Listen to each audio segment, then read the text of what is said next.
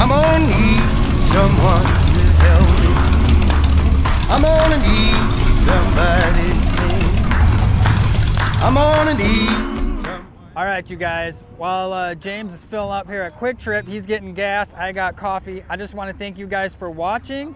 Ask that you subscribe, check out our other videos. We got a bunch of rollers and interviews we've done. Check out some of our merch, and we just appreciate you guys. All right, let's get back to it.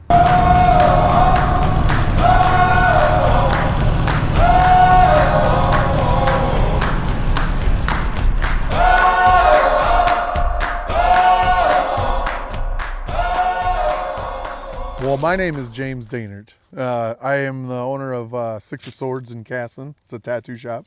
It's really fun. And this is my 1950 Oldsmobile Rocket 88. Super fun. So I picked it up from Pat Britton. He was the owner of Infinity. Pat, okay. Yeah. And Pat's always got super cool cars. He's always got stuff kind of laying around, and just like he collects them, flips them, and just like has got a ton of cool stuff. But one day he showed me pictures of it, and I was in love with it because I love 50s Chevys and stuff. And there's a fun backstory about like why I decided to get it from him, because it was like I was obsessed with this car. Not necessarily the 88, but when I was a kid, when I was younger, I started to build a car for a guy. His name was Doug Hillmeyer, and he was a super good dude. And he had a really, really cool 1951 Chevy. It was the same body style as this. So for people that are familiar with them, they're like from 49 to 53 or 54, I think, were the same chassis, but they just rebodied them like every year, just did little different things. Well, it's still a GM car, so it still has a lot of the same stuff. So they used a lot of the similar bodies and stuff like that. And anyway, I was like halfway done building that car when Doug fell ill, and he ended up losing a lot of, like, pretty much everything. The car got taken away from him, and then I found it again on Marketplace, like right before my accident, my motorcycle accident. And I was able to buy that car again. And I was like, oh my God, I was super psyched about it. And I did a bunch of work to it. And I was about halfway through the build when COVID hit. And then I was like struggling through COVID, and everybody was getting stimulus checks. We didn't get any because we were like independent contractors. So I was like, oh man, I got to sell the car again. And so I ended up having to let it go. And I went down to Iowa, and I was really bummed because then like a couple weeks later we went back to work, and I was like, man, when am I going to get a car like that ever again? And then, yeah, Pat reached out and was like, Pat came to work at our shop, and he was up at his cabin, and he was like, sent me pictures of it. He's like, what do you think? Should I bring it home? You know you want it in your driveway. And I was like, I very much do. I was like, I love that car. It's super cool. And so he drove it back, or he like trailered it back, and then dropped it off at my house. We struck a deal, and then I picked it up from him. Like, I've had it now for going on 3 months. So like, and I can't remember who he said. I think this guy, the name of the guy who built it is on the back. I think he's the one that striped it too. So Wade's Hot Rod, I think, is the one who built it. And Pat picked it up from him, and they did all the custom. They bagged it in the rear and everything. I dropped the front because it had just stock springs on it, but I did a 3-inch drop in the front when I right when I had it paid off. I was like, it's got to go low in the front. It needs more low. So it's got, currently it's just got like drop springs, and then it has new, what's it called? Sway bar links and stuff. Nothing too nuts. That was pretty much it. Like, you can get the drop springs for it for like $140. They're like, that's the best thing about old cars, is everything's cheap on them. But this was the money maker. I was like, that's so cool. It's got a 303 Rocket in it, which is, I think, if I'm right, because I was doing a little bit of research on them, it was one of the first production overhead valve motors.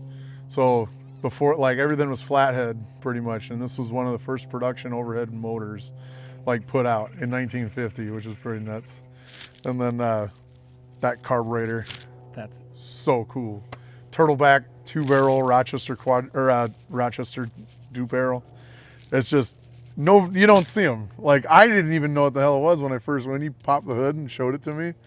I was like, what is that?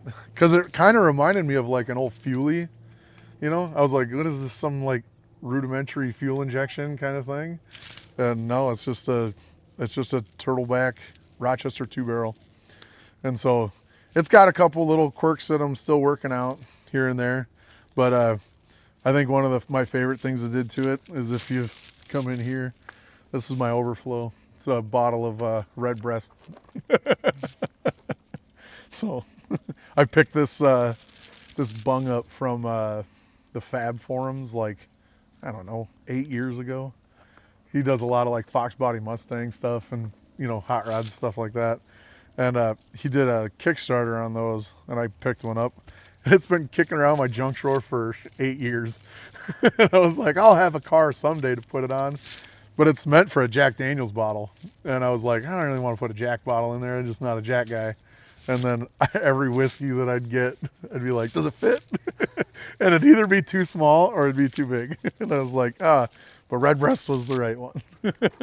So maybe you get a sponsorship for Redbreast. They actually don't. Isn't that nuts? Like, if you lock them out like completely, and if you're like going over stuff, that's the only time I've heard them rub. So I've had it down like this for over a week, and I've been driving it, and they don't touch at all. So they just clear everything. They're like, it's just the right amount of low. That 3-inch drop was like just perfect. And these ones stick out further than the stock ones too. See, these aren't the stock wheels. I've actually got them at powder coat right now. And they're gonna be black, and then they have a really cool chrome center cap with the Oldsmobile logo on them that are gonna go back on them. And then they got 3-inch white walls that are going on it. So I was kind of bummed they weren't done for this, because I was like, come on, man, it's gonna look so much better. This is they built it like that. So Wade's, or whoever Pat got it from, they did the side pipes like that. It's just a straight pipe, no muffler, no cat, no nothing.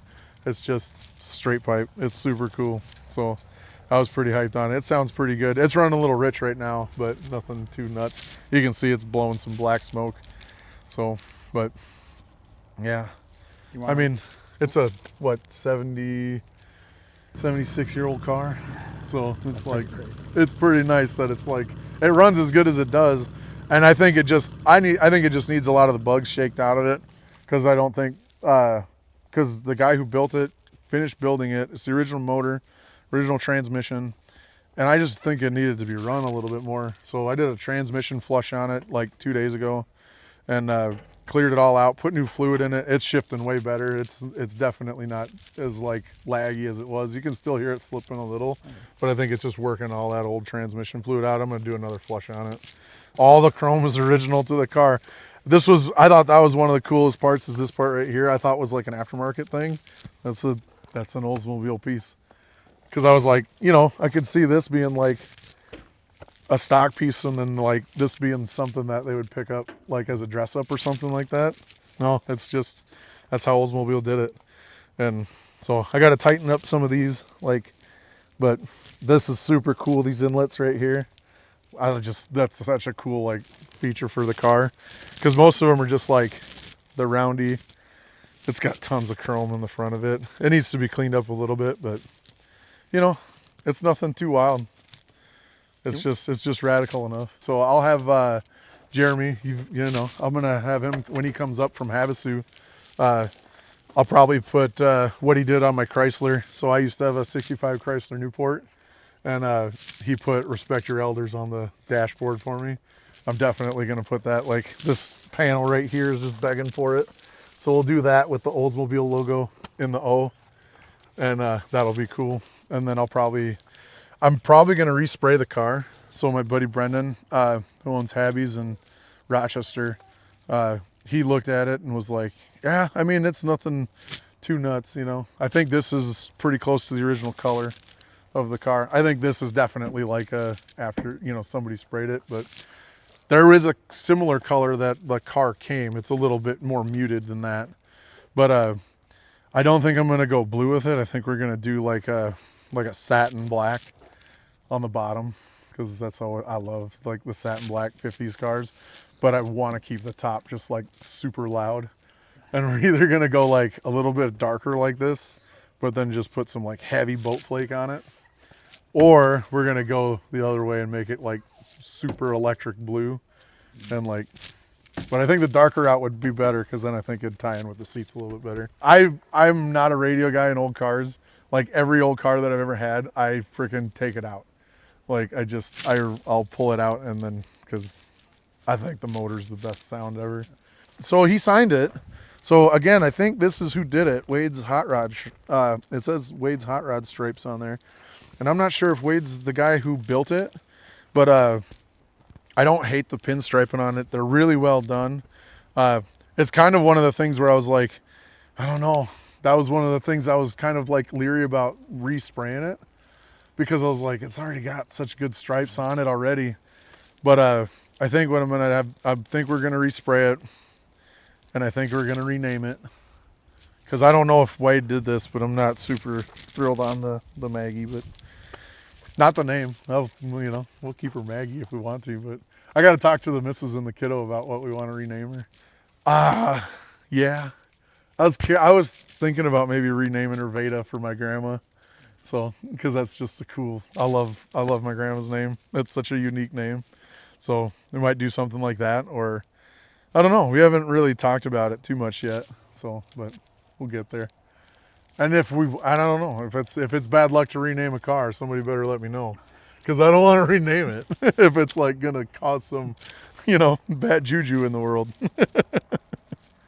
Yeah, it's a nice. I love it. It's got tons of really great chrome on it, and it's like that perfect 50s like style. It's one of my favorite things ever. Oh god, yeah, with the air ride on it. So this is fun, hitting the switches on it. So, because it's got a 2 switch on it, and they're independent, so they'll